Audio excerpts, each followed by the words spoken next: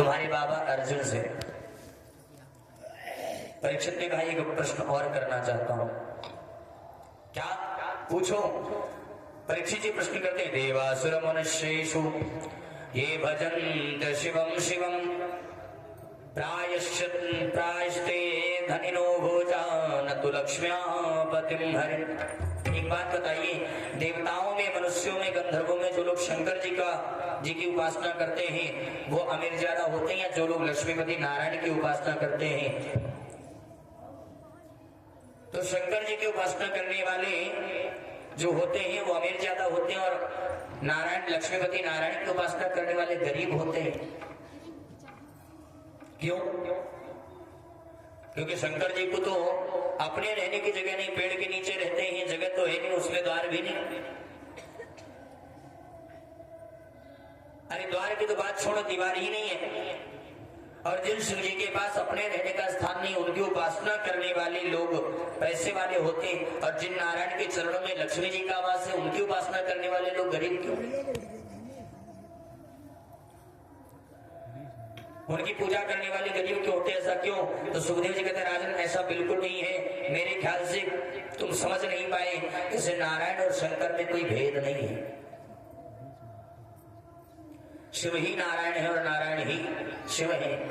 भगवान राम ने जब रामेश्वर की स्थापना करी थी, तो रामेश्वर की स्थापना होगी तो लोगों ने कहा, राम जी से पूछा कि रामेश्वर का अर्थ क्या होता है? तो मेरे रघुवर बोले, रामस्य ईश्वरः रामेश्वरः। जो राम के ईश्वर है उसे रामेश्वर कहते हैं।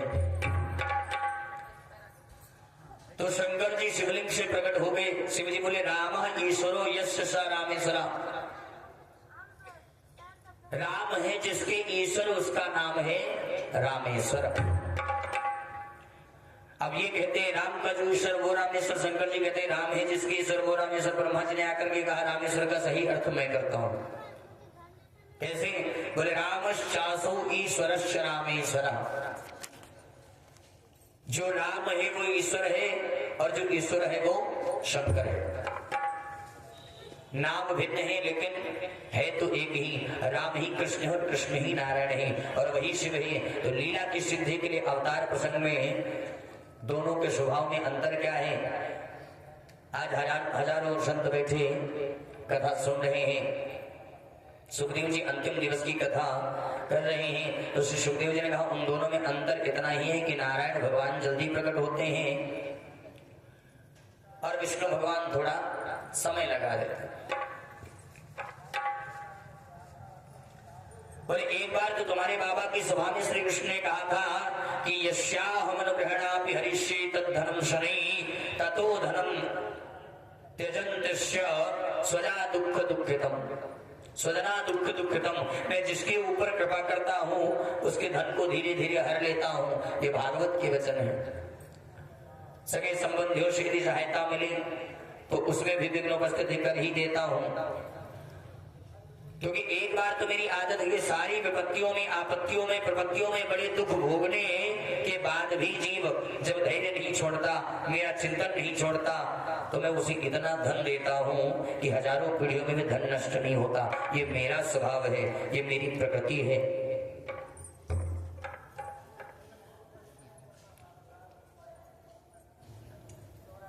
शंकर जी का स्वभाव क्या है? शिव जैसा कृपालु कौन होगा? शिव का नाम है आशुतोष। आशु शीघ्रम तुष्याति इति आशुतोष। जो बहुत शीघ्र संतुष्ट हो जाए वो आशुतोष है। महाराज आपने 3 पत्ते वाला बिल्वपत्र चढ़ाया तो भी खुश, आपने एक लोटा हैंडपंप का जल भी चढ़ा दिया तो भी खुश, और मंदिर से घंटा चुरा करके भाग गए तो भी खुश। इतना कृपालु कौन हो सकता है महाराज?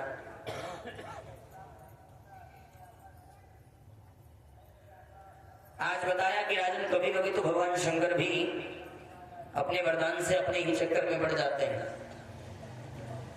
भस्मासुर नाम के राक्षस को तपस्या करके शिव जी से वरदान मांग लिया कि मैं जिसके सिर पर हाथ रखूं जल करके भस्म हो जाए। शिव जी ने कहा ऐसा ही होगा। अब उसने सोचा कि शिव जी को ही जला करके भस्म कर दो, क्योंकि पार्वती को घर ले जाऊं। महाराज राक्षसों की बुद्धि का क्या ठिकाना। तो मेरे गोविंद ब्रह्मचारी बनकर के आए, भस्मासुर को बातों में लगा करके उसका हाथ उसी के सर पर रखा दिया। नहीं तो या तो शंकर जी बाबा नहीं रहते या फिर वरदान झूठा होता। शंकर जी का तो नाम ही भोले है, इसलिए नारायण भगवान जल्दी प्रसन्न नहीं होते, लेकिन प्रसन्न यदि हो जाए तो जीव हजार गलती करे उसकी गलती पर ध्यान नहीं देते। जो वैभव ऐश्वर्य नारायण दे सकते हैं वो कोई नहीं दे सकता। लक्ष्मीपति वो है। परीक्षित बोले आपने बिल्कुल सत्य कहा, क्योंकि वास्तव में नारायण ही तो श्रेष्ठ है। क्योंकि भृगु मुनि परीक्षा लेने के लिए ब्रह्मांड जी को प्रणाम किया तो उन्हें क्रोध आ गया, प्रणाम जब नहीं किया तो उनको क्रोध आ गया, शिव जी को अमंगल कह दिया, क्रोध आ गया। लेकिन भगवान नारायण के यहाँ गए, लक्ष्मी जी के सामने प्रभु के वक्षस्थल पर जोर से चरण का प्रहार किया। भगवान ने उनके चरण को पकड़ करके कहा कि मेरा वक्षस्थल बहुत कठोर है, आपकी कोमल चरणों में कोई लगी तो नहीं, कहीं तकलीफ तो नहीं हुई।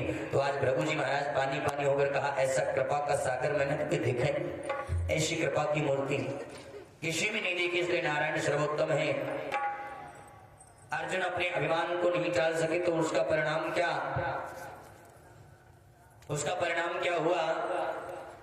ब्राह्मण के पुत्रों को बचा नहीं सके, लोकालोक पर पर्वत पार करके भगवान गए और लोकालोक पर्वत के पार से ब्राह्मण के पुत्रों को लाकर के अर्जुन के यश को बढ़ाया। महाराज बोले द्वारकाधीश भगवान की जय हो।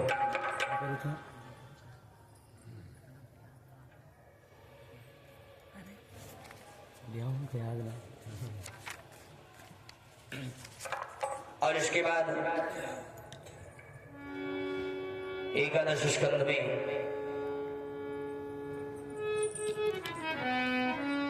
यदुवंशियों के संहार की कथा को सुनाया। परीक्षित समय समय पर अपने प्रियजनों को उपदेश भी देते थे भगवान। आज श्री कृष्ण की अपनी सुधर्मा सभा में बैठे एकदम गंभीर बैठे थे, अपने पुत्र से बोले कि आपसे कुछ बातें करना चाहता हूँ। पुत्र ने कहा कहिए क्या उपदेश है।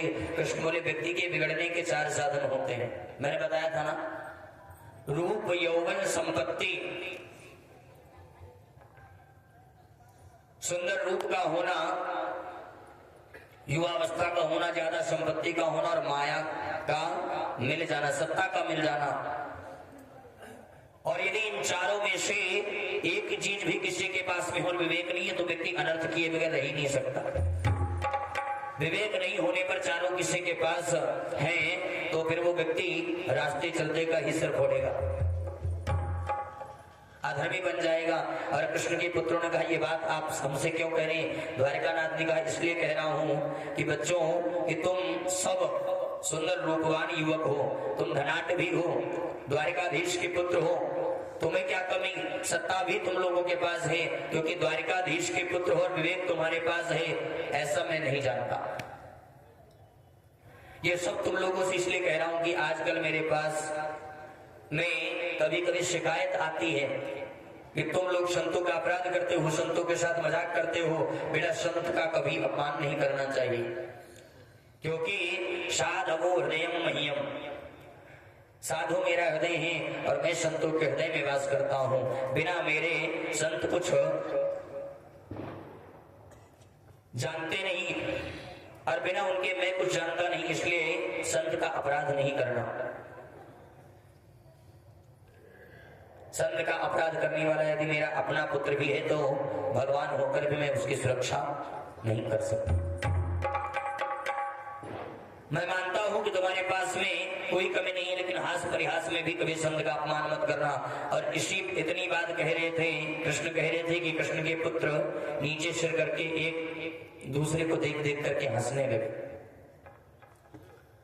इशारे से बोले आजकल पिताजी के पास कोई काम तो है नहीं, जब देखो तब संतों की बड़ाई करते रहते हैं। मैं संतन को दास, संत मेरे मुकुटमणि, दिन रात यही प्रशंसा करते हैं। भगवान ने देखा ये लोग मेरी बात गौर से नहीं सुन रहे हैं, जब भोगेंगे तब पता चलेगा। मेरे गोविंद ने किसी को विदित नहीं होने दिया। आज कृष्ण के पुत्रों में भयंकर अपराध कर दिया। प्रभास क्षेत्र में एक बड़ी सुंदर जगह सप्तर्षि पिंडारक क्षेत्र, वहां पर बड़े बड़े संतजन विराजते हैं। आज विश्वामित्रोषितः कण्वो दुर्वासा भृगुरंगिरा कश्यपो वामदेवो अत्र वशिष्ठो नारदादया। विश्वामित्र, अत्रि, अश्वित कण्व, दुर्वासा, भृगु, अंगिरा, कश्यप, वामदेव, अत्रि, वशिष्ठ और नारद सब बड़े बड़े महात्मा बैठे हैं। अब जाम्बवती के पुत्र का नाम है शाम्ब। और महाराज इनका नाम शाम्ब क्यों है? क्योंकि जाम्बवती जी को पुत्र नहीं हुआ तो कृष्ण ने शंकर जी की तपस्या की और भोले बाबा ने कहा कि क्या बात है कन्हैया? तो बोली हमारी सभी पत्नियों के पुत्र हैं, जाम्बवती के पुत्र नहीं, इसलिए जाम्बवती बड़ी उदास रहती हैं।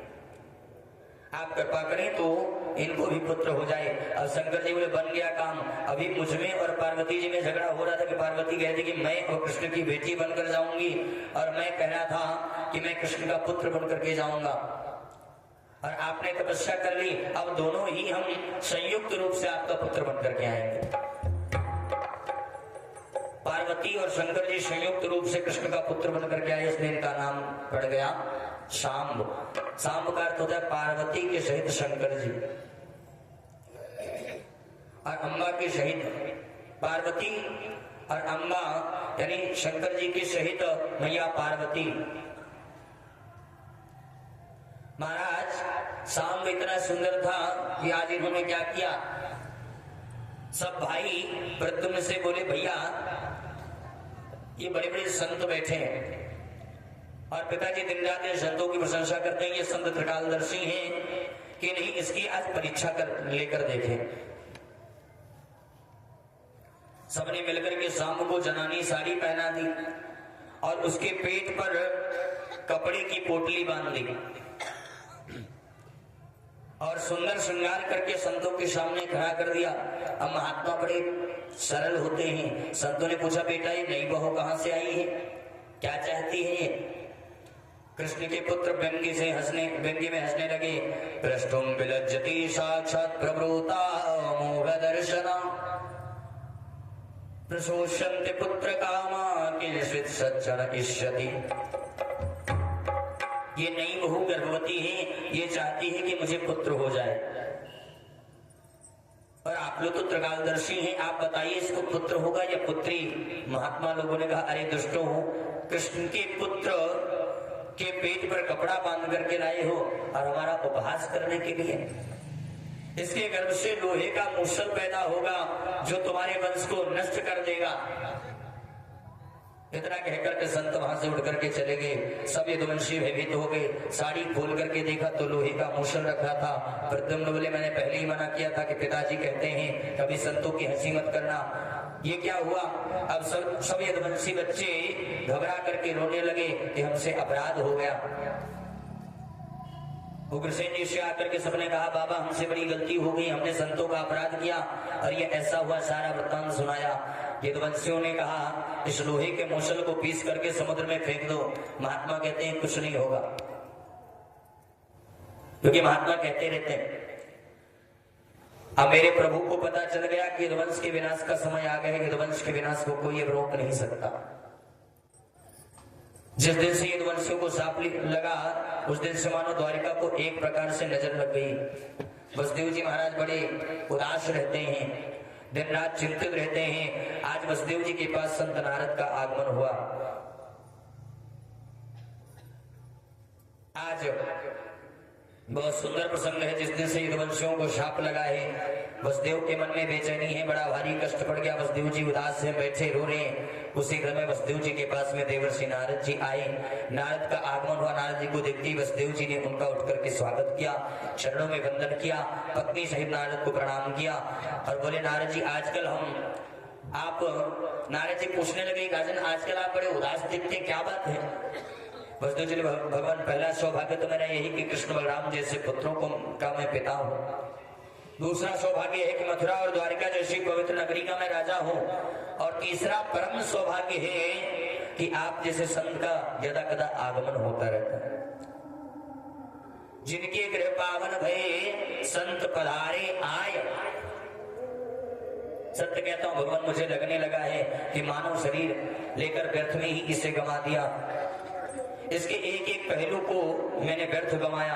अब चौथा पहर आ गया, कब श्वास बंद हो जाए कौन जाने। इसलिए आपके चरणों में मेरा निवेदन है, मेरा मार्गदर्शन करें। मैं बचपन से सुनता आ रहा हूं भागवत धर्म भागवत धर्म।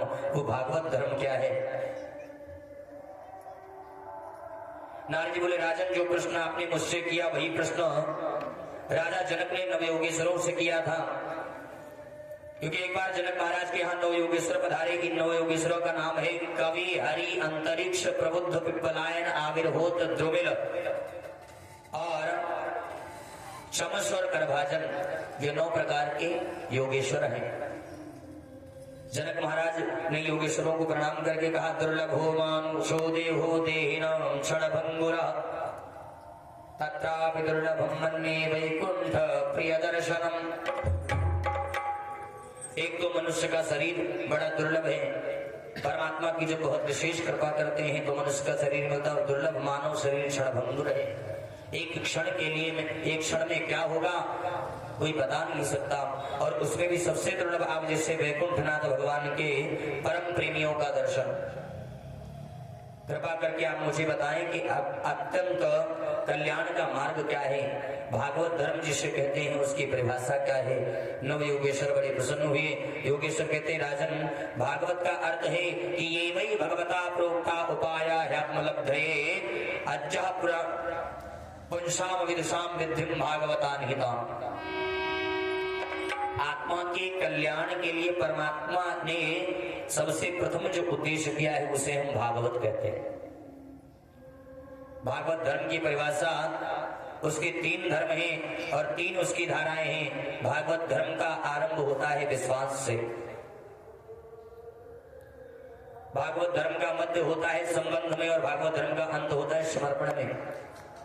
परमात्मा के प्रति विश्वास पूरा करें, परमात्मा से संबंध जोड़ें, परमात्मा के लिए सब कुछ आमंत्रित कर दें, समर्पित कर दें।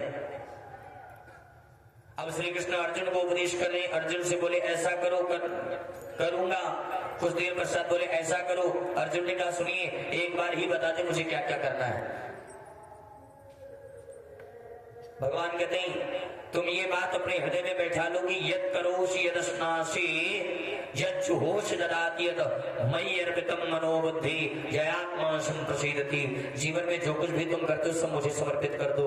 और यहाँ पर 9 योगेश्वर कहते हैं कि कायेन वाचा मनसेन्द्रियैर्वा बुद्ध्यात्मना वानुसृत स्वभावात् करोति यत्तत् सकलं परस्मै नारायणो येति समर्पयेत्। आज शरीर से वाणी से मन से इंद्रियों से जो कुछ भी किया जाए सब परमात्मा को समर्पित कर दो।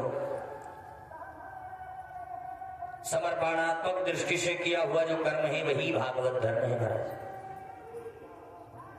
ऐसी परिस्थिति पर जो व्यक्ति पहुंचता है तो भागवत धर्म का अनुशीलन करने वाला व्यक्ति भी भागवत कहलाता है। और महाराज जब तक विश्वास नहीं होगा भागवत धर्म चलेगा कैसे? क्योंकि कहते हैं विश्वास में ही परमात्मा का वास है। विश्वासो फल दायक। जो कण-कण में परमात्मा को देखता है विश्वास प्रौढ़ रखता है वो उत्तम कोटि का भागवत है। महाराज जिस समय देवकी का मैया द्रौपदी का चीरहरण हो रहा था तो चीरहरण के समय द्रौपदी गोविंद को पुकारती है। लेकिन गोविंद को पुकारते पुकारते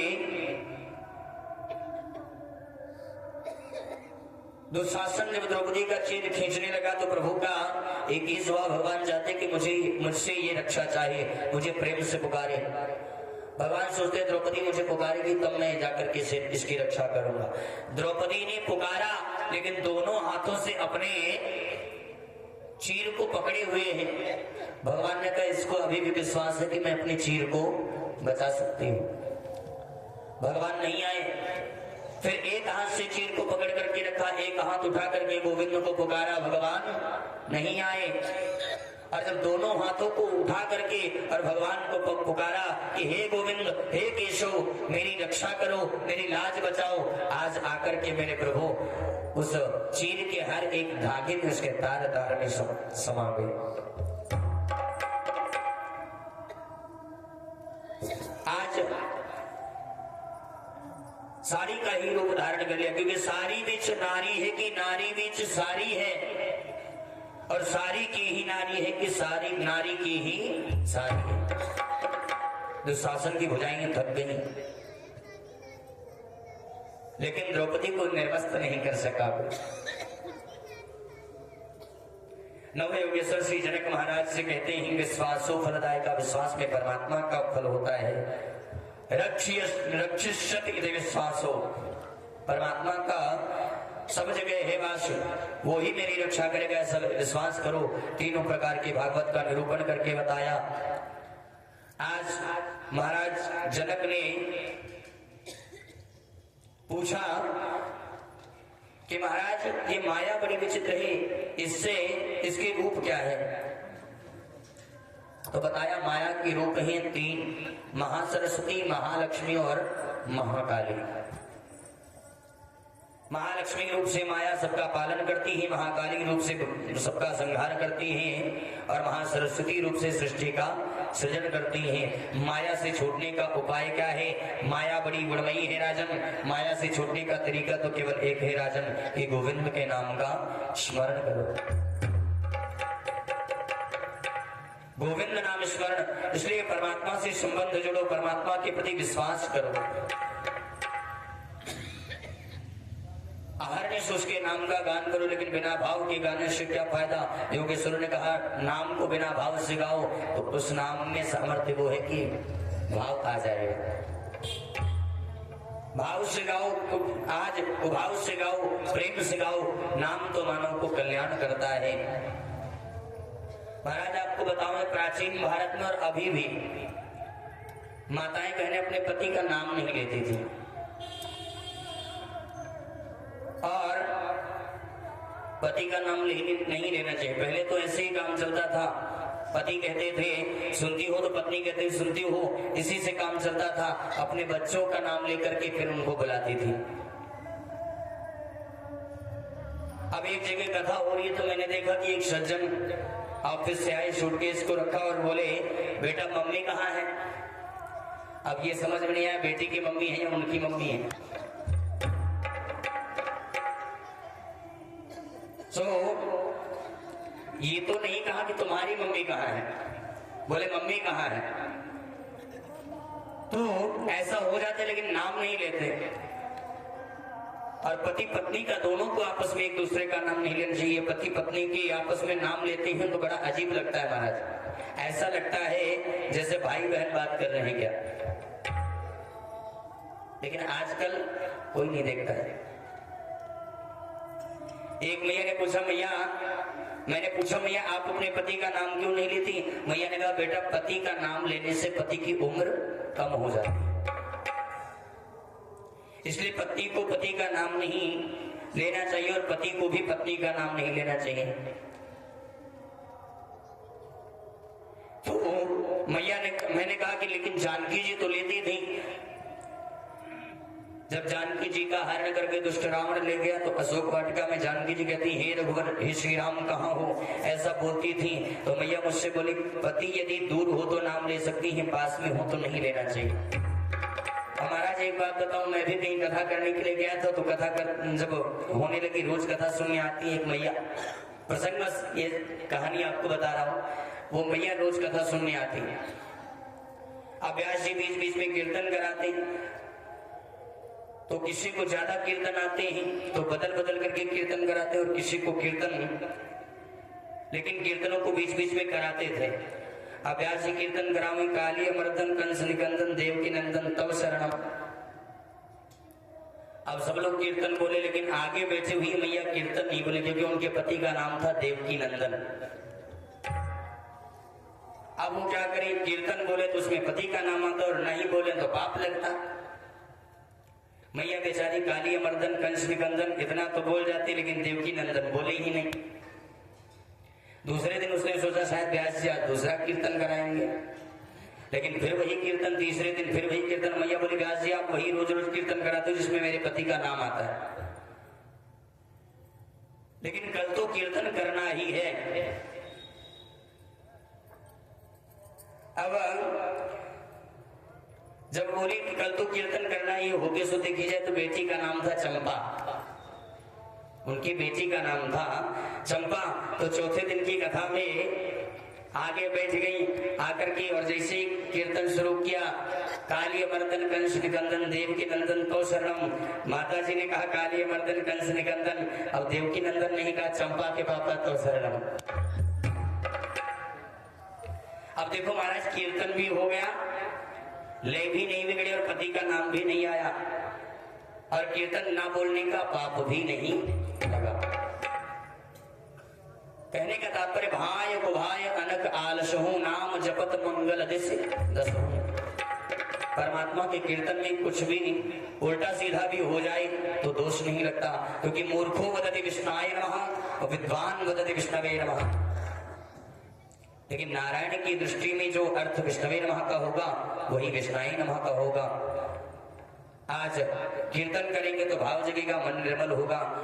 नवयोगेश्वर जनक महाराज को उपदेश करके चलेंगे। नारद जी कहते हैं इस कथा का कहने का मतलब यह है कि तुम्हारे पुत्र कृष्ण हैं, वो साक्षात ब्रह्म हैं। वसुदेव पुत्र मान करके तुमने कृष्ण को इनको भजा, इनके प्रति प्रेम जगाया। आप कभी आंखें बंद करो तो कृष्ण के रूप में चतुर्भुज का रूप का दर्शन किया करो, कल्याण हो जाएगा। इतना कह करके नारद जी चले गए। देवताओं ने आकर के मेरे प्रभु का अभिनंदन किया, अभिवादन किया। भगवान ने देवताओं से पूछा आप कैसे आए। देवताओं ने आज प्रभु को प्रणाम किया और बोले प्रभु अवतार लेने के पहले आपने हमें आश्वासन दिया था कि पृथ्वी का भार दूर होते ही हम आ जाएंगे, और अब राक्षस सभी जो हैं आपके हाथों मारे गए, पृथ्वी का भार दूर हो गया, अब आप अपने वैकुंठ में पधारे। कन्या बोले देवताओं पृथ्वी का सबसे बड़ा भार तो अभी मेरा ही परिवार है, मेरा ही वंश है, और जब तक ये वंश नहीं नष्ट होता तो पृथ्वी का भार दूर हो गया कैसे मान सकता हूं। अब ये वंशों के विनाश के लिए शाप तो लग चुका है, लेकिन थोड़ी प्रतीक्षा आप लोगों को करनी पड़ेगी। ऐसा कहकर के देवताओं को विदा कर दिया। पर ना जाने कैसे उद्धव जी को पता चला श्री कृष्ण अपनी लीला को संपन्न करके वैकुंठ जाना चाहते हैं। उद्धव जी आकर के चरणों में गिर पड़े, गोपाल ये क्या सुन रहा हूँ, आप लीला संपन्न करके जाना चाहते हैं, मैं नहीं रह सकता आपके बिना, मुझे भी आपके साथ चलना है, मुझे भी अपने साथ ले चलिए। आज गोविंद मुस्कुराए और कहने लगे उद्धव मेरा कहीं भी जाना नहीं होता तो कहीं आना भी नहीं होता। लोगों को जब देख जाता हूं तो कहते हैं भगवान आगे, और जब नहीं देखता तो कहते हैं भगवान चले गए। वास्तव में मेरा कहीं जाना आना नहीं होता। कलयुग में लोगों की प्रवृत्तियां बड़ी विचित्र होंगी। कलयुग में शीघ्र आपसे मिलने का साधन क्या है, ये कृपा करके बताओ। उद्धव ने पूछा कि आगे कलयुग आ रहा है। तो मेरे गोविंद गंभीर होकर उद्धव से बोले उद्धव एक चीज पाने के लिए दूसरी चीज को छोड़ना यही मेरे लिए मिलने का साधन है। उद्धव बोले मैं समझा नहीं। तो बोले कन्हैया ने कहा कि संसार से वैराग्य और मेरे प्रति अनुराग यही मुझसे मिलने का साधन है, और जब तक संसार से वैराग्य नहीं होगा, मेरे प्रति अनुराग नहीं होगा, तो मुझसे मिलना कैसे होगा। तो दोनों का वैराग्य की परिभाषा क्या है। तो बोले वैराग्य होते हैं 3 प्रकार के, एक होता है मरकट वैराग्य, दूसरा होता है शमशान वैराग्य, तीसरा होता है सच्चा वैराग्य। अब मरकट वैराग्य क्या है, घर में जरा सी बात हो गई, आ गया वैराग्य, मुझे तो बुढ़ापा आ गया, मैं कमाता नहीं हूं इसलिए मेरी कोई सेवा नहीं करता, कभी भोजन में नमक ज्यादा तो कभी चाय में शक्कर ज्यादा डाल देते हो, जा रहा हूं वृंदावन। अब पत्नी क्या गई, तुम लोग सेवा भी ठीक से नहीं करते हो, बहू भी ख्याल नहीं रखती, बस वृंदावन में छोटी सी कुटिया बना करके वहीं रहूंगा। अब बेटी बहू क्षमा मांगते, पिताजी गलती हो गई, नहीं मुझे, पिताजी कहते मुझे नहीं रहना, 20-25 जोड़ी कपड़े डाल लिए, थैले में वृंदावन में रहूंगा, ब्रजवासियों के साथ में आज, और चले गए। 10 बजे लौट करके वापस आ गए। बच्चे ने पूछ लिया क्या बात है, आप तो वृंदावन जा रहे थे। बोले वो बीच वाले मुन्ने की याद आ गई इसलिए आ गया, फिर कभी अगर गड़बड़ी की तो फिर लौट करके नहीं आऊंगा जीवन में। इसी का नाम है मरकट वैराग्य। जैसे वैराग्य बंदर जैसे एक डाली पर ज्यादा देर तक नहीं रुक सकता, बंदर एक डाली पर ज्यादा देर नहीं रह सकता, ऐसे ही वैराग्य आता तो है लेकिन ठंडा हो जाता है। ये हो गया मरकट वैराग्य। दूसरा हो गया शमशान वैराग्य। अब जब किसी व्यक्ति की मृत्यु हो जाती है और उसको लेकर के शमशान घूमने जाते हैं तो मन में बड़ा वैराग्य आता है, मर गया बेचारा, बड़ा अच्छा था, एक दिन हमको भी ऐसे ही मरना पड़ेगा, एक दिन हमको भी जल करके ऐसे ही भस्म होना पड़ेगा। अब जब तक वो चिता पर जल करके राख नहीं होती तब तक तो पूरी गीता हृदय में ऊपर से नीचे घूमती रहती है महाराज। और जैसी चिता जला करके घर आए फिर वही 84 का चक्कर शुरू हो गया। ये शमशान वैराग्य हो गया। और फिर आता है, अब जब शमशान से लौट करके आए तो विचार करते क्या करें, आजकल लोग मरते भी हैं तो समय पर नहीं मरते। रात को 11 बजे उनको मरना था, रात के 2:30 बजे मरे, नहा धो करके आए, तकलीफ शरीर में होगी, फिर 84 का चक्कर वही शुरू हो गया। तीसरा होता है सच्चा वैराग्य। महाराज सच्चा त्याग कबीर का जो मन में दिया उतार, मन से दिया उतार, और जिसका मन मैला भया वो तो डूब गया मझधार। वास्तविक त्याग अंदर से होता है उद्धव, अंदर होने वाला त्याग जब प्रस्फुटित हो जावे उसी का नाम संन्यास है। गीता में कहते हैं काम्यानाम कर्मणान्यासः संन्यासः। उद्धव ने तुरंत प्रभु के चरण पकड़ लिए कि प्रभु आप तो योग के स्वामी हो, योगेश योग विन्यास योगात्मं योग संभव निःश्रेयसा मे प्रोक्तास्त्यागः संन्यास लक्षण। आप योग के स्वामी हो, आप योग के अधीश्वर हो गोपाल। मान लो मैंने त्याग दिया संसार, सर्वस्व छोड़ करके वन में गया और मैं बैरागी हो गया, सन्यासी हो गया, तो सन्यास धर्म का पालन करती हुई मुझे कैसे रहना चाहिए, सन्यासी के लक्षण क्या है? भगवान ने कहा उद्धव जो प्रश्न तो हमसे कर रहे हो यही प्रश्न एक सन्यासी से यदु महाराज ने किया था, क्योंकि यदु महाराज के जो है ये पूर्वज राजा थे यदुवंशियों के। और महाराज एक बार यदु महाराज ने घूमते घूमते वन में गए और वन में जाकर उन्होंने बड़ा सुंदर दृश्य देखा। एक वृक्ष के नीचे एक ताजा मोटा हृष्ट पुष्ट बलिष्ठ एक महात्मा पड़ा था। यदु महाराज ने जाकर के कुछ ऐसी अटपटी बात कही कि कोई छोटा मोटा संत होता तो शाप ही दे डालता। उन महात्मा का नाम था दत्तात्रेय। यदु महाराज ने दत्तात्रेय जी से पूछा बाबा क्या खाते हो, बड़े मोटे ताजे हो, यहाँ 4-5 कोस तक कोई गांव नहीं है, आपको कुटिया भी नहीं है, आपके रहने की भी जगह नहीं, आपको कोई शिष्य भी दिखता नहीं, क्या खाते हो इतना मोटा ताजा शरीर? आप कहोगे मैं तो वैरागी हूं, तो आप वैरागी कैसे होगे? मैं क्यों नहीं हुआ? आप कहोगे कि मैं संत हूं, तो आप कैसे होगे संत? मैं क्यों नहीं हुआ? मेरे समझ में नहीं आया। आप कहोगे कि मैंने सब कुछ त्याग दिया, तो आपने सीखा कहां से? मैं छोटा सा होता, छोटा संत होता महाराज आज वहां पर तो क्रोध करता, लेकिन दत्तात्रेय तो भरी हुई है। दत्तात्रेय महात्मा दत्तात्रेय हमारे यदु महाराज से मुस्कुरा कर से बोले कि संतिम में गुरु राजन बहवो बद्धुका सुता यत्ता बुद्धिमपादाय मुक्तोटामी हिताक्षर। मैंने अपने जीवन में 24 गुरु बनाए हैं। महाराज गुरु होते हैं 3 प्रकार के। पुरोहित गुरु जो आपके घर नामकरण करते हैं, विवाह करवाते हैं, दाह संस्कार कराते हैं, ये होते हैं पुरोहित गुरु। दूसरे होते हैं दीक्षा गुरु, कान में जो मंत्र देने वाला गुरु है उसे बोलते हैं दीक्षा गुरु। और वो गुरु जीवन में केवल एक ही होता है। दत्तात्रेय जी ने कहा जिनसे कोई सीख प्राप्त हो वो होते हैं शिक्षा गुरु। और मैंने शिक्षा गुरु जीवन में 24 बनाए हैं। कैसे? बोले पृथ्वी वायुराकाशमापो निश्चंद्रमा रवि कपोतो वज्रः सिंधु पतंगो मधुकृद्गजः मधुहा हरिणो मीनः पिंगला कुररोर्भकः कुमारी शरकृत शरप पूर्णनाभिषुपेशकृत।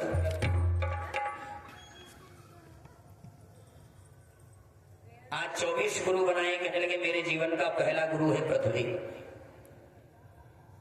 यदि मैंने पृथ्वी को गुरु बना करके शिक्षा प्राप्त की, संत को पृथ्वी के समान सहनशील होना चाहिए। सहनशील हुए बगैर संत का जीवन निरर्थक है। दूसरा गुरु मैंने बनाया वायु को। दत्तात्रेय जी कहते हैं वायु चलती तो बहुत तेज है परंतु दिखाई नहीं देती। मैंने पूछा आपसे क्यों भगत जी हवा रही? आपने कहा हाँ बहुत ठंडी ठंडी आ रही। अब मैंने कहा कि हवा काली होती कि पीली होती? हवा शरीर से तो लग रही लेकिन दिखाई तो नहीं देती। इसी प्रकार संत को चाहिए कि अपने उपदेश के प्रवचन से समाज का कल्याण करे, परंतु ये कभी नहीं चाहे कि दुनिया मुझे पहचाने, क्योंकि संत का जीवन त्याग में जीना चाहिए संत को। और तीसरा गुरु मैंने आकाश को बना करके सुंदर शिक्षा प्राप्त की। आज आकाश का अर्थ है अवकाश, जो रास्ता देता है वो आकाश है। मेरे मुख से निकलने वाली जो वाणी है परा पश्यन्ति मध्यमा वेकरी, ये 4 वाणी है। तो मेरे मुख से निकलने वाली जो वाणी है उसे आपके कानों तक पहुंचाने का रास्ता किसने दिया? उसी का नाम है आकाश। लेकिन आकाश कितने फीट लंबा चौड़ा होता है? आकाश में मक्खी उड़ती, मच्छर उड़ते हैं, पक्षी उड़ते हैं, बड़े बड़े हवाई जहाज यान उड़ते हैं, परंतु कोई आज तक बता नहीं पाया कि कितने फीट लंबा है और कितने फीट चौड़ा है। तो जैसे आकाश के आदि और अंत का पता नहीं, वैसे ही नारायण के भी आदि का न अंत का पता है। ये मैंने आकाश को गुरु बना करके सीखा। यदु ने कहा जल से क्या सीखा? चौथा गुरु बताया जल को बनाया, तो बोले जल से क्या सीखा? तो दत्तात्रेय जी बोले ऐसी वाणी बोली मन का आपा खोय और अन्न को शीतल करे आप शीतल होय। ऐसे जल को गुरु बनाया और उन्हीं 24 गुरुओं में आज 5वां गुरु अग्नि को बनाया, 7वां गुरु चंद्रमा को बनाया, 6ठा गुरु चंद्रमा को बनाया, 7वां गुरु सूर्य को बनाया और 8वां गुरु कबूतर को बनाया, 9वां गुरु अजगर को बनाया, 10वां गुरु बनाया सागर को, 11वां गुरु पतंग को बनाया, 12वां घोड़े को गुरु बनाया और ऐसे 13वां गुरु मधुमक्खी को बनाया, 14वां गुरु हिरण को बनाया, 15वां गुरु मछली को बनाया, 16वां गुरु वेश्या को बनाया।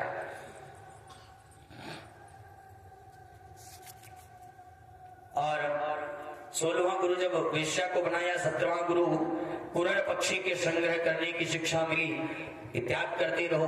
18वां गुरु दत्तात्रेय जी कहते हैं मैंने एक बालक को अपना गुरु बनाया। और 19वां गुरु दत्तात्रेय जी बोले कि मैंने एक कन्या को बनाया, कुमारी कन्या को गुरु बनाया। 20वां गुरु सर्प को गुरु बनाया और उसके बाद 21वां गुरु बनाया भृंगी कीट को, 22वां गुरु बनाया हाथी को, 23वां गुरु लोहार को और अंतिम गुरु जो मैंने बनाया वो अपने शरीर को। ऐसे श्री भगवान ने उद्धव जी को उपदेश दिया और ये समस्त उपदेश देकर के अंतर्ध्यान हो गए। यदुवंशियों की बुद्धि बिगड़ गई, उनकी बुद्धि में विपत्ति आ गई, क्योंकि चाकहूं प्रभुदार मत बुद्धि ही ताकर मत पहले है ले ही। परमात्मा परमात्मा जिसको तकलीफ देते उसकी बुद्धि बिगड़ जाती है। यदुवंशी एक दूसरे पर वार करने लगे, तलवार खनक उठी, धनुष बाण चलने लगे। कृष्ण बलराम समझाने लगे, अरे बेटा झगड़ते क्यों हो? यदुवंशियों की बुद्धि ऐसी बिगड़ी कि कृष्ण बलराम को ही मारने दौड़ पड़े। कन्हैया ने बलराम से कहा, भैया अब तो यही होना है। कृष्ण बलराम वहां से चल करके एक ऊंचे टीले पर चढ़ गए। प्रभास क्षेत्र में लड़ते लड़ते यदुवंशी आ गए। आग्नेय अस्त्र पशुपतास्त्र सब समाप्त हो गए, सारे शस्त्र समाप्त हो गए, लेकिन जो लोहे का मुसल यदुवंशियों ने पीस करके समुद्र में फेंका था, उसके चूर्ण से किनारे पर एरका नाम की घास होगी, उसी को उखाड़ उखाड़ करके एक दूसरे पर वार करने लगे। उद्धव जी तो बद्रीनाथ में जाने की तैयारी करने लगे, सो बच गए। 99 लाख यदुवंशियों की संख्या थी, सब लड़ते लड़ते समाप्त हो गए। 4-5 ही बचे होंगे, वो भी समाप्त हो गए। आज बलराम ने श्री कृष्ण को चरणों में प्रणाम किया और कहा, प्रभु मैं तो आपके चरणों का सेवक हूँ, शेषनाग हूँ। आपके इस श्री कृष्ण चरित्र में आपसे बड़ा भ्राता बनकर के आया। दूसरे ही पल बलराम जी ने शेष का रूप धारण किया और क्षीर सागर में चले गए। अब लोहे की मूसल को समुद्र में पीस करके फेंका था, उसका एक टुकड़ा मछली निकल गई थी। मछली को मार करके उस टुकड़े को एक बहेले ने अपने बाण पर लगा लिया। मेरे प्रभु प्रभास क्षेत्र में एक पीपल के पेड़ पर बैठे, नीचे दाहिनी जांघ पर बाएं चरण को रख करके अर्धशयनावस्था में थे और बहेलिया उसी वन में डोल रहा था। उसने दूर से गोविंद के तलवे को देखा और हिरण समझ करके निशाना लगाया, बाण मार दिया। जैसे गोविंद को लगा, बहेलिया दौड़ करके आया, भगवान के चरणों में गिर गया, बोला मुझसे कितना बड़ा अपराध हो गया, मुझे दंड दीजिए, मुझे दंड मिलना चाहिए। आज प्रभु बोले, बहेलिया बिना तुम चिंता मत करो, मेरी इच्छा के बगैर कुछ नहीं होता। तुम्हारा कर्ज बाकी था वो उतर गया, तुम सीधे स्वर्ग जाओ। कोई संत कहते सुग्रीव के भाई बाली को भगवान श्री राम ने छुप करके मारा था, शायद वही बहेलिया बन करके आया। श्री कृष्ण का यही भाव था शायद। इतने में ही अर्जुन बोले, आए देख करके प्रभु ये बाण आपके श्री चरण में किसने मार दिया, किसने दुष्टता की, किसने ये दुस्साहस किया। आज मेरे प्रभु ने मैं उसे छोड़ नहीं सकता। प्रभु बोले, अर्जुन तुम गांडीवधारी हो, परम प्रतापी हो, तुम द्वारिका जाओ। द्वारिका में जितनी हमारी पत्नियां हैं उन्हें लेकर के तुम सीधे वृंदावन जाओ। वो सब उस दिन किशोरी राधा के चरणों में वास करेंगे, उनका कल्याण हो जाएगा। आज अर्जुन रोते रोते द्वारिका से कृष्ण पत्नियों को लेकर के चले। मार्ग में स्वयं श्री कृष्ण भील बन करके आए और अर्जुन से अपनी पत्नियों को चुरा करके ले गए। मानो भगवान अर्जुन को ये बताना चाहते कि मेरे बिना तुम्हारा गांडीव किसी काम का नहीं है, ये मेरी शक्ति से चलता था। इतने में ही दारुक नाम का सारथी आया, जिसने जीवन भर मेरे गोविंद का रथ चलाया, कमंडलों में जल भर कर लाया और कहा, द्वारिकेश ये क्या हुआ, आपके श्री चरण में बाण। प्रभु बोले, दारुक मैंने तुम्हें कभी अपना सारथी नहीं समझा, तुम तो मेरे मित्र हो। जब भी प्रभु को महल में जाना होता तो दारुक सारथी प्रभु को रथ से उतार कर महल के द्वार तक पहुंचाता, और जब भी भगवान आते महल से बाहर तो दारुक उन्हें महल के द्वार से लेकर के आता और रथ में बिठाया। इतना प्रभु से प्रेम था। भगवान ने कहा, द्वारिका जाओ और 10-5 यदुवंशी जो बचे हैं उन्हें कहीं द्वारिका, उनसे कहो कि तुरंत द्वारिका छोड़ दें और मथुरा चले जाएं। मेरे अंतर्ध्यान होते ही द्वारिका समुद्र में विलीन हो जाएगी।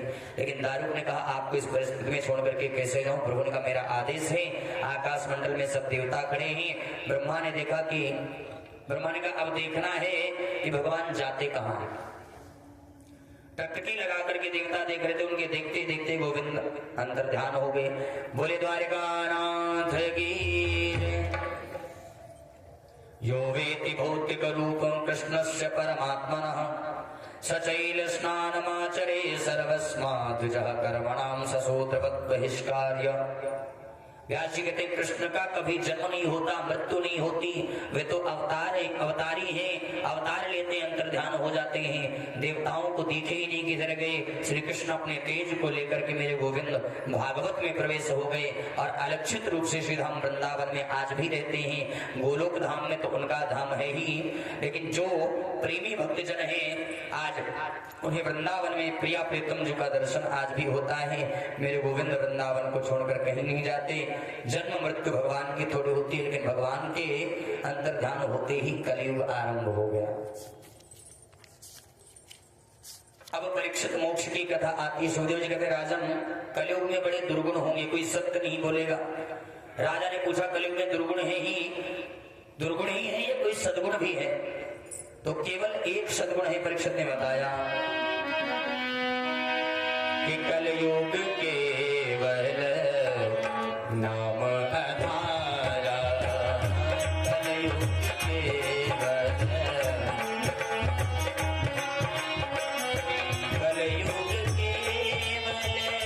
नाम आधारा, कलयुग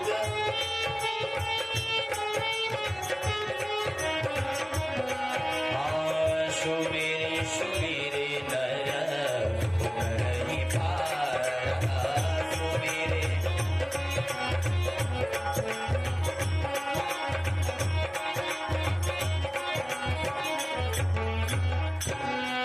कलयुग केवल नाम आधारा, सुमेरी सुमेरी नर उतर ही पारा। कलयुग में केवल कृष्ण कीर्तन करने से मुक्ति हो जाएगी। सुखदेव जी ने चारों प्रकार के प्रलयों को बताया। हमारे संतों के सामने परीक्षित हैं और उनके सामने सुखदेव जी हैं। श्री सुखदेव जी कहते हैं राजन, मैंने तुम्हें भागवत की कथा सुनाई। 7 दिन पहले तुमने एक संत के गले में मरी हुई सर्प को डाल दिया और संत के तेजस्वी पुत्र ने तुम्हें श्राप दिया था कि 7वें दिन तक्षक के डसने से तुम्हारी मृत्यु हो जाएगी। वो तक्षक आज आएगा। महाराज, सभी की मृत्यु तक्षक के डसने से ही होती है, क्योंकि तक्षक ही तो काल है। इसलिए राजन, मैं तुम्हें बता रहा था कि वो तक्षक तुम्हें नहीं काट सकता, शरीर को काटेगा। अब तक तुमने हमसे हजारों प्रश्न किए और मैंने जवाब भी दिया, लेकिन अब एक प्रश्न मैं तुमसे करना चाहता हूं। परीक्षित बोले आप मुझसे क्या प्रश्न करेंगे? सुखदेव जी ने ये बताओ, क्या तुम मरोगे? परीक्षित बोले मैंने जन्म ही नहीं लिया तो मैं मरूंगा कैसे? मैंने जब जन्म नहीं लिया तो मरूंगा क्यों? सुखदेव बोले बस राजन, मैं समझ रहा हूं कि तुमने भागवत सुनी, मैं मरूंगा ऐसी पशु बुद्धि तो उसे अगर आए तो उसे त्याग दो। ये संसार स्वप्नवत है, प्रभु का मैं अंश हूं, उनकी प्राप्ति ही मेरा लक्ष्य है। सुखदेव जी चाहते तो मृत्यु को टाल भी सकते थे, लेकिन मृत्यु का टालना समस्या का समाधान नहीं समझा। आत्मबोध करा देना ही मुक्ति का मार्ग प्रशस्त करता है। सुखदेव जी खड़े हो गए। राजा परीक्षित ने सुखदेव जी का पूजन किया। राजर्षि परीक्षित ने कहा आज मैं धन्य हो गया भगवान, आपने इतनी बड़ी कृपा की, अनादि निधान परमात्मा की मंगल की मई कथा मुझे सुना दी, जीवन धन्य कर दिया। आपके श्री चरणों में बार बार प्रणाम करता हूँ। आइए सदगुरुदेव भगवान के पावन चरण कमल में नमन बंदन करते हैं। सारे तीर्थ धाम आपके चरणों में, हे गुरुदेव प्रणाम आपके चरणों में। सारे तीर्थ धाम आपके चरणों में, हे गुरुदेव प्रणाम आपके चरणों में।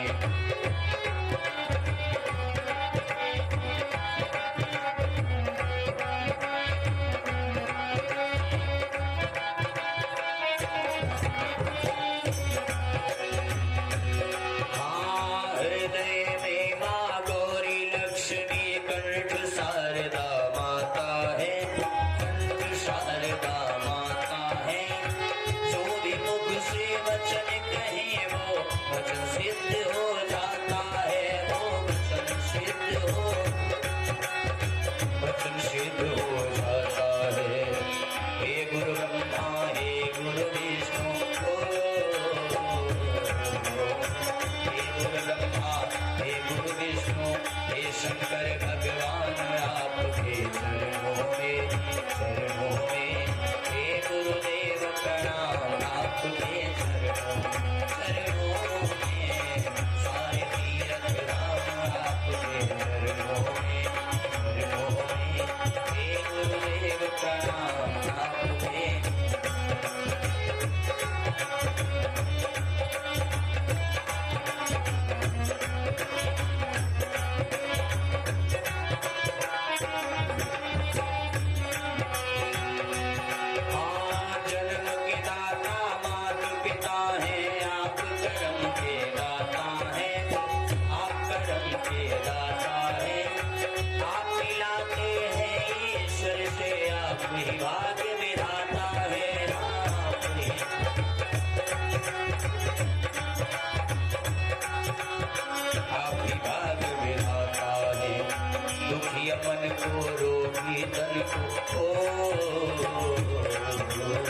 दुखिया मन को रोगी तन को मिलता है आराम आपके चरणों में हे गुरुदेव प्रणाम आपके चरणों में सारे तीरथ धाम आपके।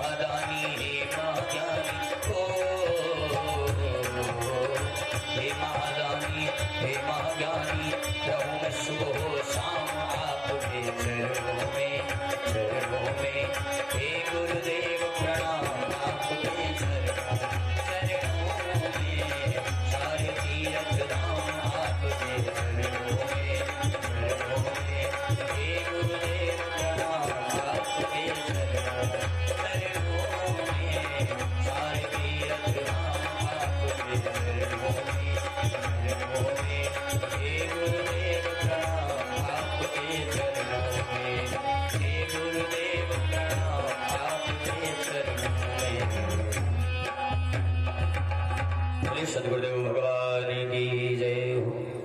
बार बार प्रणाम करते ही सुखदेव जी को प्रशंसा से तो कुछ मतलब नहीं है।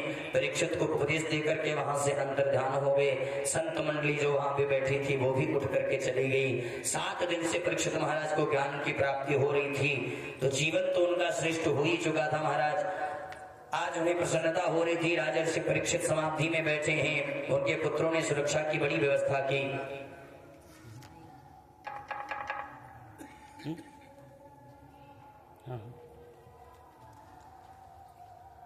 तो उनके पुत्रों ने उनकी सुरक्षा की व्यवस्था की, लेकिन तक्षक नाम का सर्प जो 7 दिन बाद आज श्राप से उत्प्रेरित होकर के आया, बीच में कश्यप नाम के ब्राह्मण ने उसे रोकने का प्रयास किया।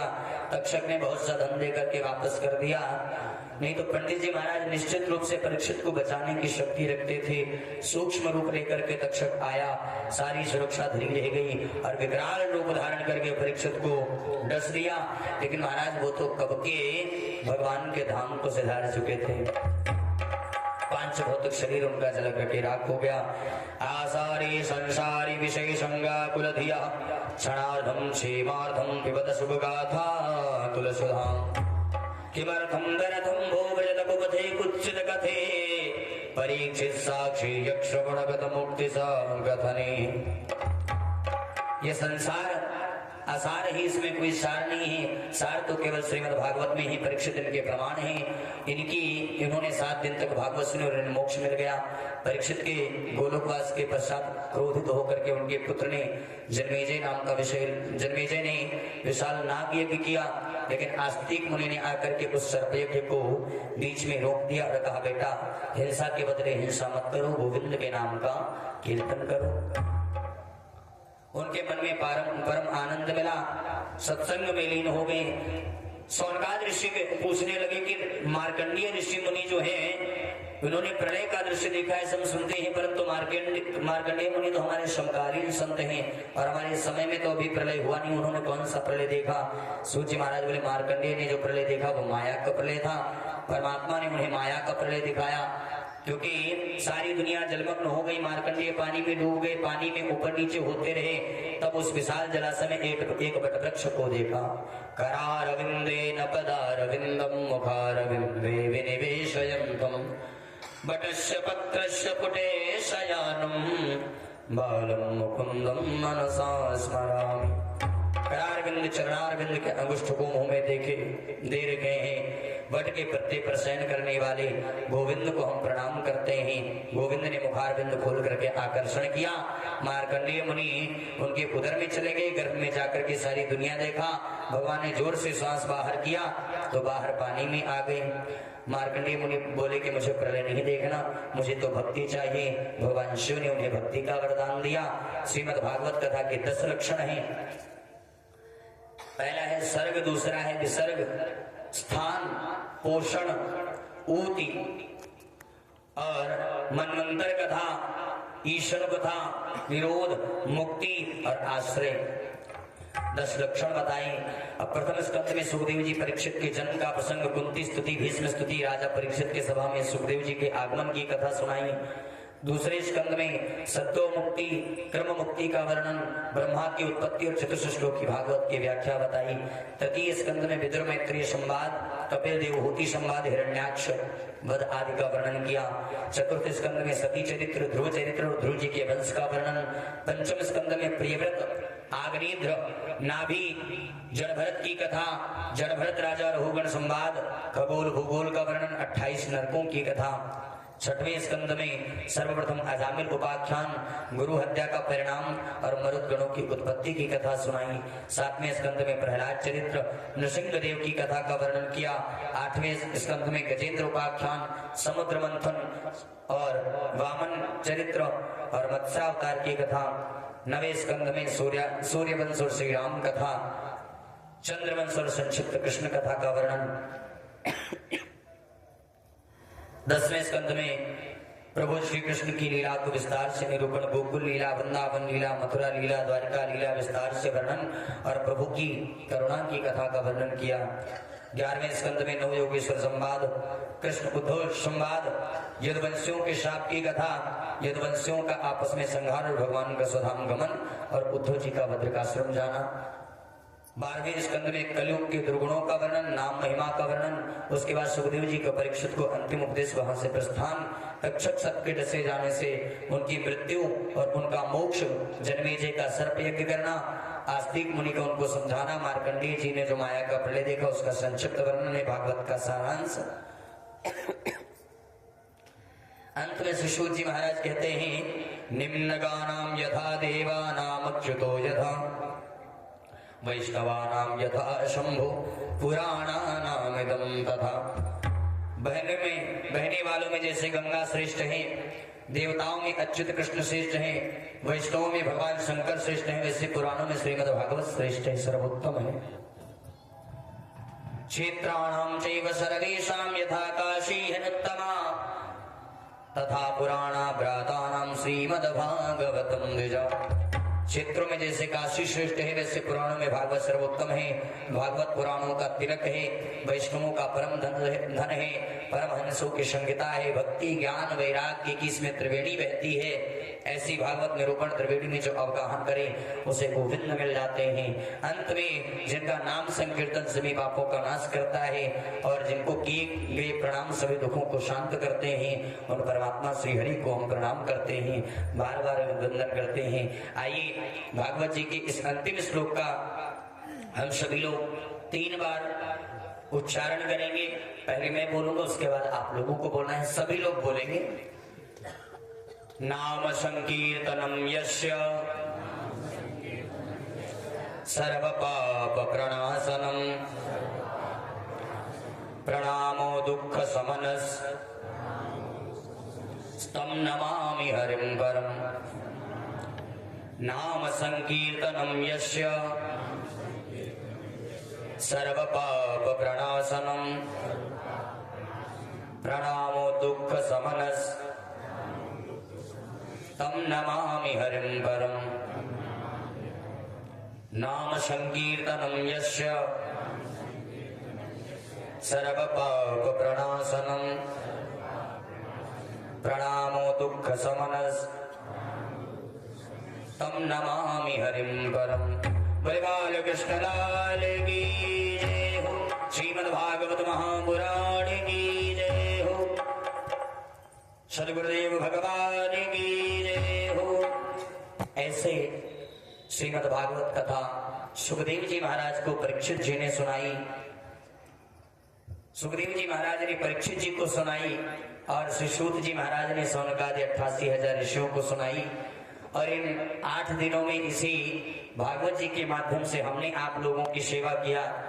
तो मैं चाहूंगा कि अगर हमसे इन 8 दिनों में अगर कोई भी आप लोगों के मन को ठेस पहुंचाने वाला कोई भी शब्द अगर निकला हो तो अपना भाई अपना बेटा जान करके सभी लोग क्षमा करें, क्योंकि कई बार ऐसा होता है कि सुनने वाले बहुत हों और बोलने वाला गुरु जी अकेला हो तो कुछ गलतियां हो जाती हैं जो स्वयं को नहीं पता चलती। बोले वृंदावन बिहारी लाल की जय। आइए 2 बार हरिनाम संकीर्तन और उसके पश्चात पुनः मंगलमयी आरती। बोले वृंदावन बिहारी लाल की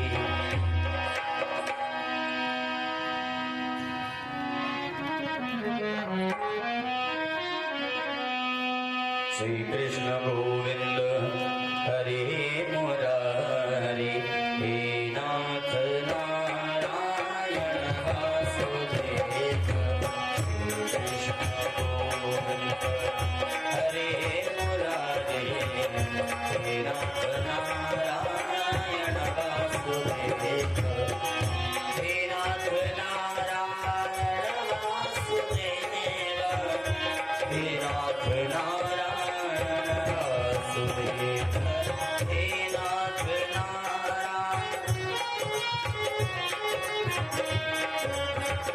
वासुदेव।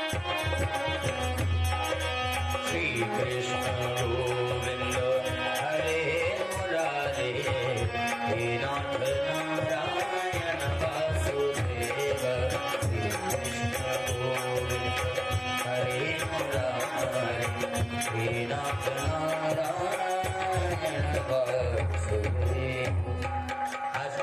शाम दिवस, कल हवन और पूर्णाहुति प्रसाद वितरण का कार्य होगा। और कल हमारे जो भैया जी बैठे हैं कृष्णा भैया, इनका शुभ तिलकोत्सव भी है।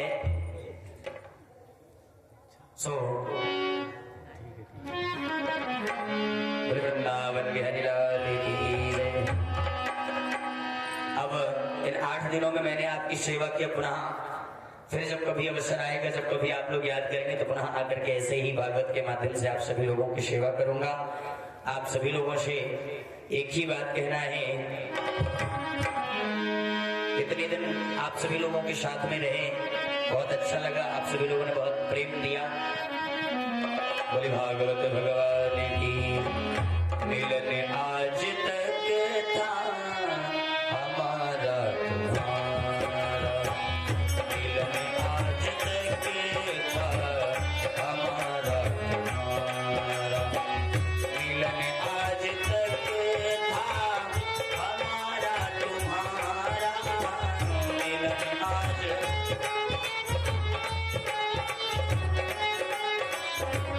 रही जिंदगी तो मिलेंगे दोबारा, रही जिंदगी तो मिलेंगे दोबारा।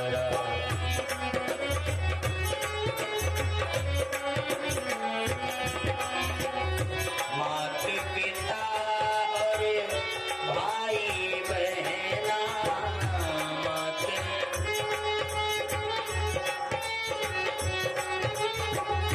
मात पिता और भाई बहना, मात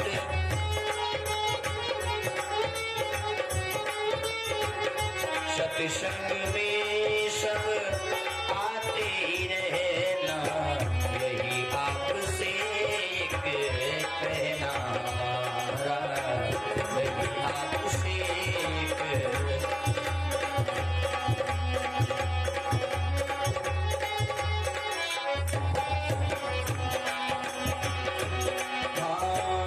रमता जोगी बहता पानी, रमता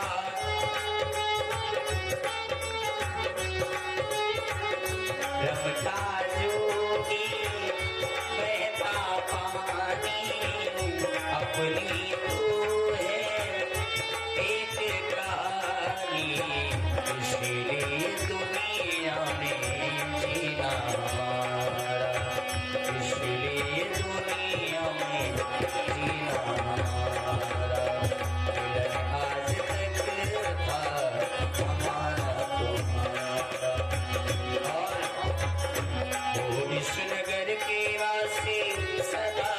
रहना, गलती हुई जो हमसे माफ कर देना, आत्मा की बात तुमको बतला रहे हैं, ब्रजवासी अपने घर जा रहे हैं, ब्रजवासी अपने घर जा रहे हैं, ब्रजवासी अपने घर जा रहे हैं। वृंदावन में हरिलाल की, भागवत भगवान की। आइए भगवान की मंगलमय आरती। यहीं से वहाँ क्या करेंगे गुरु जी? हाँ तो गुरु जी को वहाँ कर लिया जाएगा, बाद में कर लीजिए। ठीक। एक आरती लेके गुरु जी वहाँ चले जाएंगे कि यहाँ करते रहेंगे सब लोग? तो इनको यहीं पे कर लीजिए, क्या लगता है? सही कहा। यहीं पे कर लीजिए सबके साथ।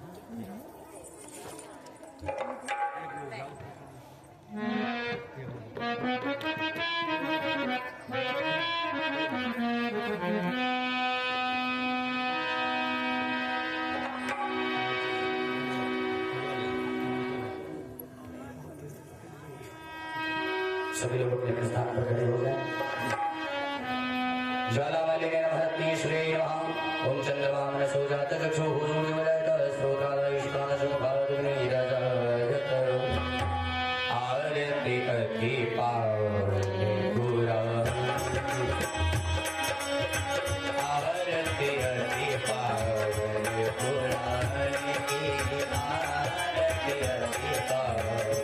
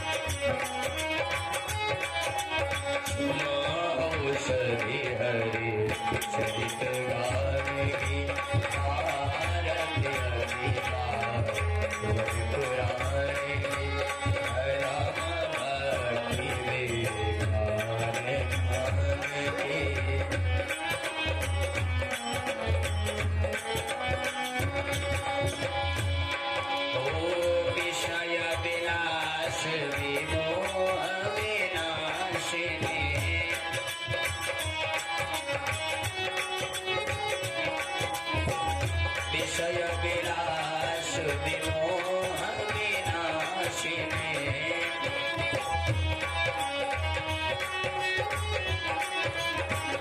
विमल विराग विवेक विकासिने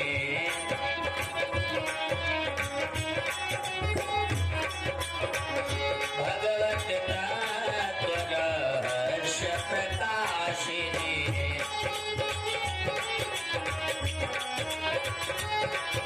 भगवत तत्व रहस्य प्रकाशिने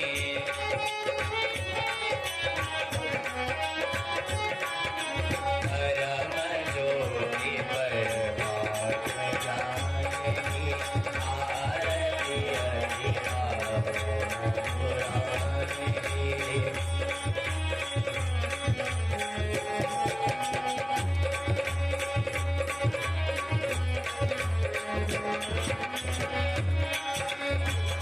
परमहंस मुनिमन उल्लासिने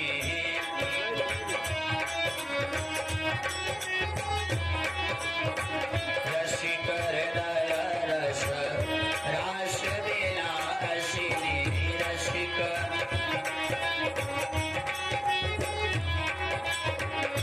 मुक्ति मुक्ति रति प्रेम सुदासिनी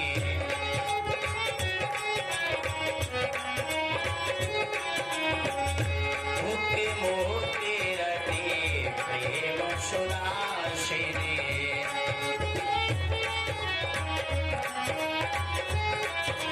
कथा कीर्तन प्रिय सुधारगी आरती अधिवारगी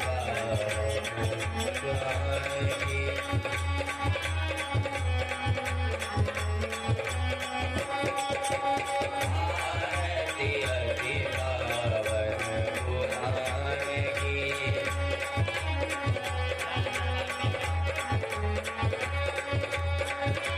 आधरम भक्ति विद्यारणानि धरम भक्ति विद्यारणानि कर्पूर गौरव करुणावतार संसार सारो मुक्तिहार सदा वसन्तं हृदयाय हृदये भवं भवानी सहितं त्वमेव माता पिता त्वमेव त्वमेव बन्धुः सखा त्वमेव त्वमेव वेदा त्वमेव त्वमेव सर्वं मम देवते त्वमेव सर्वं मम देवते त्वमेव सर्वं मम देवते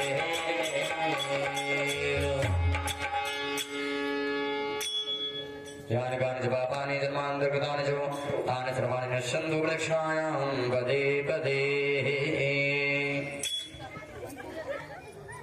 जस्यास्मन् गर्भं शीतले तुम जगन्माता शीतले तुम जगत्पिता शीतले तुम जगद्धात्री शीतलायै नमो नमः शङ्खमध्ये स्थितं तोयं भ्रामितं केशवोपरि अग्निलग्नं मनुष्याणां सर्वं पापं विबोधि सर्वं कष्टं विबोधि सर्वं दुःखं जपोहति हाथ में अक्षत पुष्प लेकर के पुष्पांजलि कर ले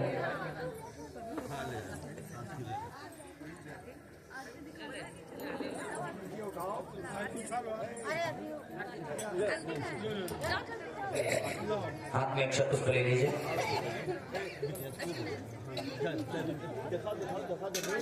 अरे आराम से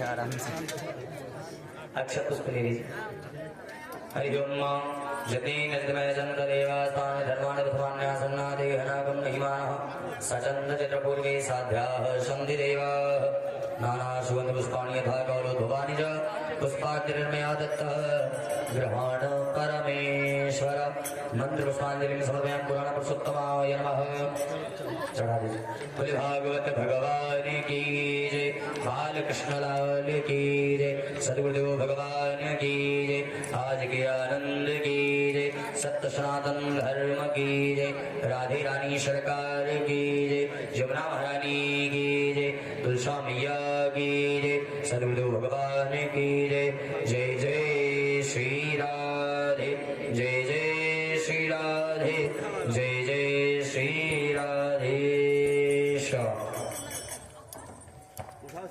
मम्मी वो दे दो मिठाई। महाराज प्रसाद देंगे तो हम नीचे एक हो जाएगा प्रसाद तो प्रसाद वाले तो नीचे उतर